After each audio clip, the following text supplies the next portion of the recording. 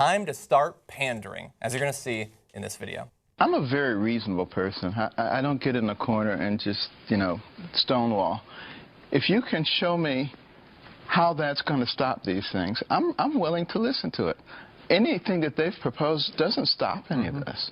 Guns don't kill people. Second Amendment is extremely important. But David Jakes, who is the publisher of a newspaper out there in Roseburg, Doctor, said the president should not stop in his town because he would simply be grandstanding. When do we get to the point where we have people who actually want to solve our problems, rather than just politicize everything? If the people of the community say don't go, would you still go if you're president on Friday?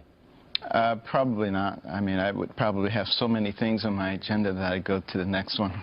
But Dr. Carson, if a gunman walks up and puts a gun at you and says, "What religion are you?"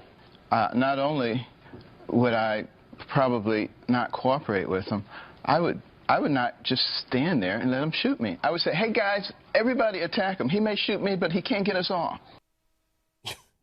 There's so much there. Yeah. Oh my God. So first of all, that last part, the panda bear is great.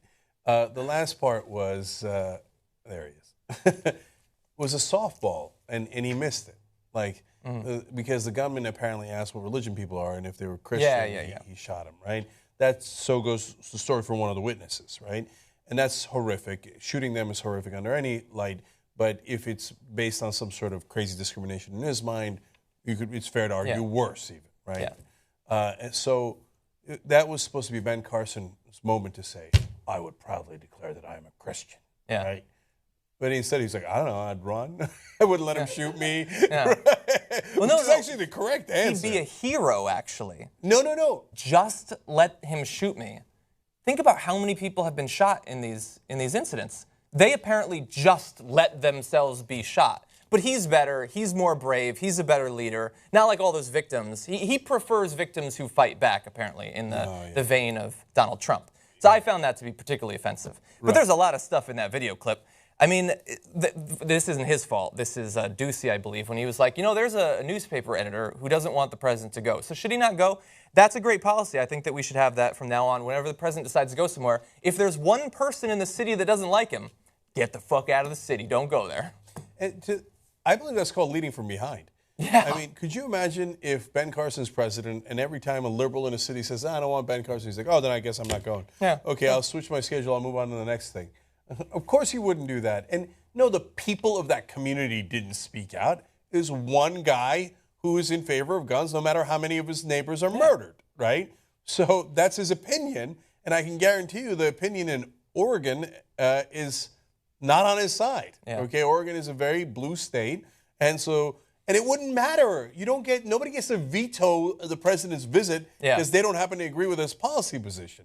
So, I mean, you're hunky-dory about all your friends, family, neighbors getting murdered because you want to be able to go hunting or whatever it is. Over a decade, you do not simply get elected to be the president of the people who voted for you. You're the president of the whole country. You're expected to go there. And which is why when he said, by the way, was this not offensive too? I'd have so many things on my plate. I'll go to the next one. I'll go to the next massacre. I'll get to one eventually. Now, the president's spoken about 13 of these.